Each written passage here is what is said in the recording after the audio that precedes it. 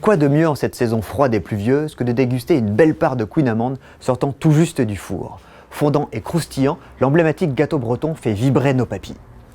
Nous nous sommes rendus à Douarnenez pour savourer cette incontournable pâtisserie.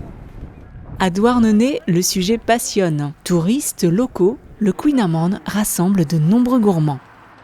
Chaque fois que je viens à Douarnenez, c'est inévitable. Donc évidemment, je ne vais pas pouvoir partir d'ici sans aller déguster et m'acheter un Queen Amand que je vais faire partager en plus à des amis qui sont alsaciens. C'est un petit peu la gourmandise que je peux me permettre une fois de temps en temps. On s'en lèche les doigts, on prend des petits morceaux et c'est tout un bonheur à partager et à ne pas hésiter à goûter à condition d'en consommer modérément comme tout produit qui s'apprécie. Thierry Lucas est artisan boulanger. Il a repris la boulangerie de son père où il a appris très tôt les secrets du Queen Amand. Moi j'ai appris à faire des Queen Amand quand j'avais peut-être 7 ou 8 ans. Comme tous les enfants de boulanger, on traîne toujours dans le fournil. Voilà. Donc je pense que j'ai dû faire mes premiers Queen Amand vers 7 ou 8 ans. Et j'ai gardé la même recette depuis, voilà, et ça fait donc plus de 30 ans que j'en fais, tous les jours. Tous les gestes de mon métier, je l'ai appris avec mon père. Voilà. Et donc je suis fier de continuer ce métier. Quoi. Bon, j'espère qu'après moi, il y aura du monde aussi. Il faut qu'il soit caramélisé dessous, moelleux à l'intérieur, croustillant, tout ça. Il faut qu'il soit bien feuilleté aussi. Tout ça, c'est des points importants à surveiller. Vous voyez, c'est un gâteau qui se fait à la main, exclusivement à la main sur Douarnenez. Il existe à Douarnenez une association d'artisans pâtissiers et boulangers créée en 1999 à l'initiative d'Alain Lebert pour défendre l'authenticité du Queen Amand de Douarnenez.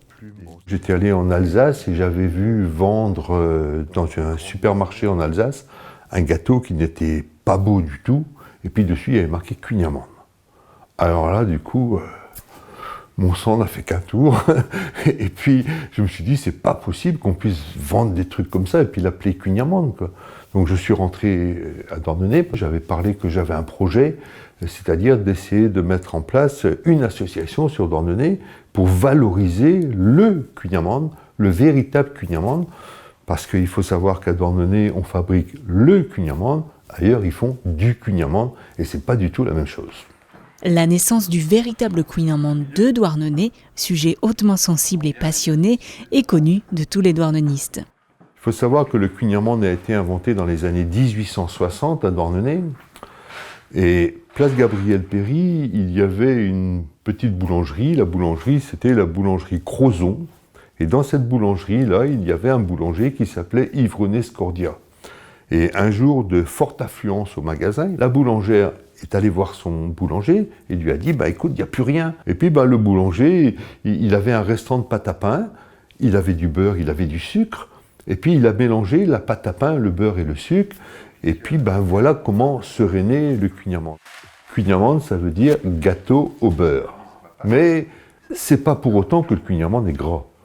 Alors je ne vais pas dire que c'est un gâteau diététique, c'est sûr, on voit qu'il y a du beurre dedans, mais pour fabriquer un Queen Amand de 6 personnes, il faut à peu près 150-160 grammes de beurre.